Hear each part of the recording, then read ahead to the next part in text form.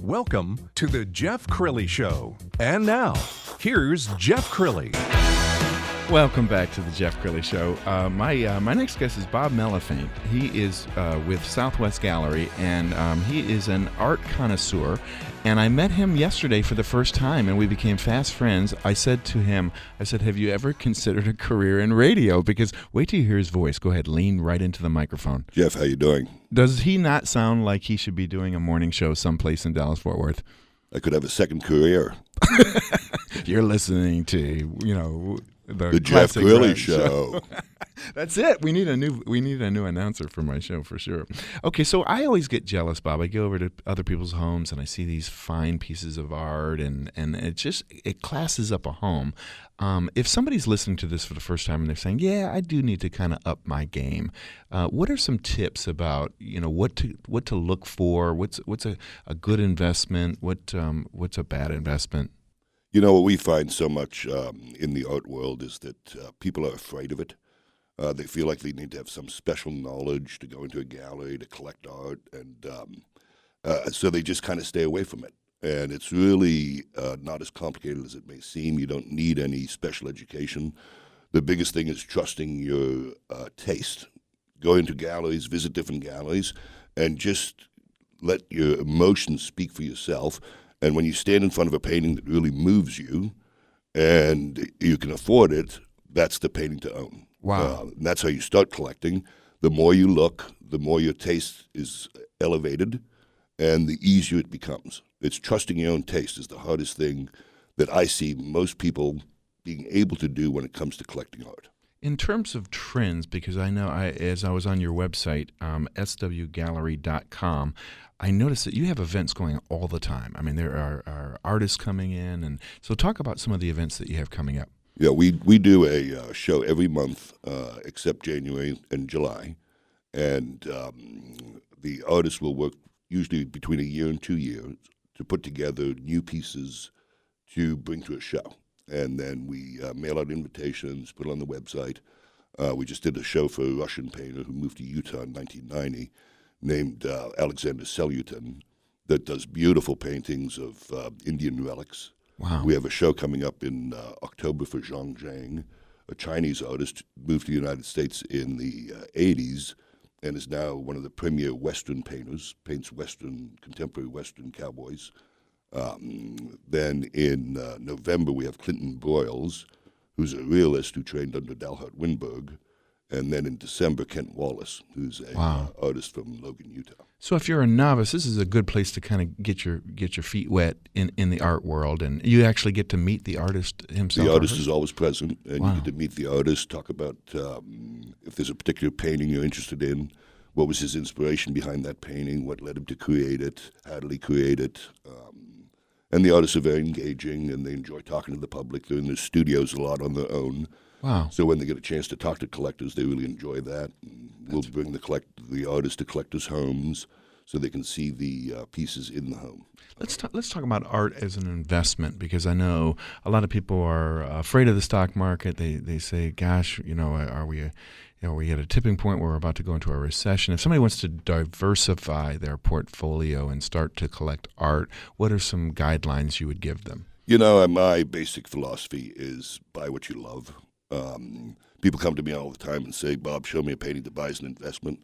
And I always tell them the same thing: show me a painting you love. If you can buy a painting for $10,000, hang it on your walls, and get 20 or 30 years of enjoyment out of that painting, and then it's worth $20,000 or $30,000, what a great benefit that is. If it's only worth $5,000, you've gotten your money worth out of living with the painting. Right. That's what it's all about. And we always hear stories about people who, boy, that painting was on Grandma's wall forever, and I had no idea that it was actually worth something. Do you go around and gather pieces yourself? I do. I do a lot of appraisals for people. People will call me and say, "I've got such and such a painting, inherited from my parents. What's it worth?" Well, it happens to be worth $10,000, $20,000, $50,000. They're shocked because the grandparents or the parents bought it for enjoyment. Right. So oftentimes that happens where when you look back historically, I started at 85 in the business, and I look back at what we were selling things for in 85, and Edward Cortez was $3,500 to now $45,000. So a lot of the art does appreciate dramatically over the years. It's just a dangerous game to get into, to sell somebody art as an investment when, even though most of it appreciates, I really want them to buy it for the love of the piece. And are there pieces that complement the furniture and the rest of the home? Like if your home has a certain look or a certain style, are there art pieces that will complement that style? Oh, no question. We look at art as the finishing touch that finishes the home. One thing that most galleries do that makes buying art much easier than you realize is if you come in, you see a piece, we'll bring it to the house on what we call on approval. Mm-hmm. So we'll bring it, we'll hang it. Sometimes we'll bring a number of pieces and let you see how it looks, how it improves the environment. Sometimes we get a piece to the house and it's the wrong size, it doesn't go in the room at all. So we'll take that back and then bring something else. It's a whole process that you go through. It's not walk into a gallery and buy a painting for $20,000 and hope it looks good.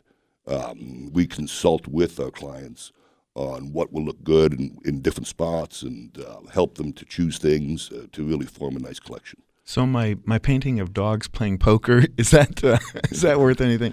Jeff, I wouldn't bet your retirement on that painting. What are some trends that we're starting to see? Are we being influenced by American artists or European artists, or what's one thing that's different about Southwest Gallery is that we handle a whole cross section. Most galleries tend to be quite specialized. They just do contemporary art. They just do Western art. Well, we do the whole gamut. We do contemporary, traditional, impressionism, antique paintings, Western paintings. We have a 16,000 square foot location. So we literally have thousands of pieces in stock. Wow. I also own another gallery called the Artist Showplace, which is up at Coit in Arapahoe. And that gallery is more catered towards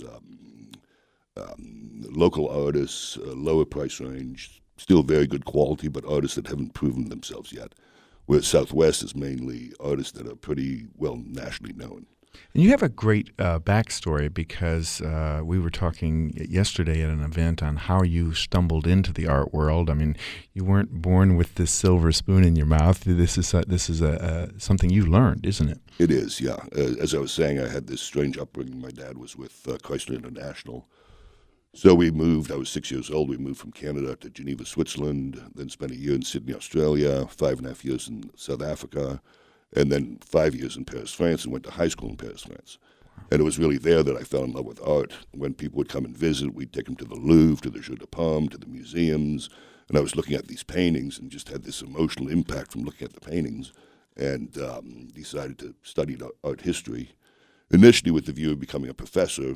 But then as I got into college and started thinking about a master's and a PhD and making $20,000 a year for the rest of my life as a professor, I decided to go into the business side of it. And luckily through a person I knew, was able to get an internship with Christie's in London at their South Kensington office and spent a year there and then spent another year with another dealer in London.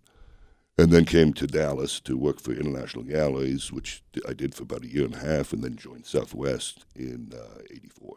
Well, one of the things that impresses me about you, Bob, is you're a very kind person who I don't imagine that if somebody was a novice and came into one of your galleries that you would make them feel bad for not knowing one piece from another piece. And you really have the heart of a teacher, don't you?